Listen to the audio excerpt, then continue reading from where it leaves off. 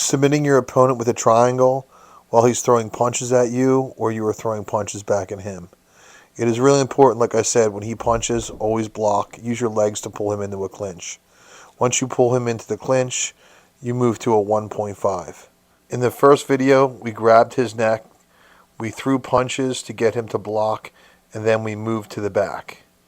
But as I do this, he postures his body up and makes it difficult for me to move to his back. Swinging my leg around to a triangle guard and controlling his head, I block as my guard is closed. I grab my shin with my free hand as the other blocks, stopping from getting hit in the face, closing my triangle. I then pull the arm across the body while still blocking and grab his head and squeeze for the finish. Block the punches, pull your opponent in. Now move to your 1.5. Once you move to your 1.5, it is really important to control the back of his neck. You throw the punches to soften your opponent up, hoping to move to a better position. He postures. Control his head. Swing your body around into a triangle guard. Remember, do not open your guard. He will surely posture, punch, and pass. Hold on to the shin. Close your triangle. Move the arm across. Continue to block because you do not want to get hit in the face. And finish the triangle with a squeeze. Moving to an armbar instead of a triangle because of aggressive punches. Your opponent is throwing punches at you. You block.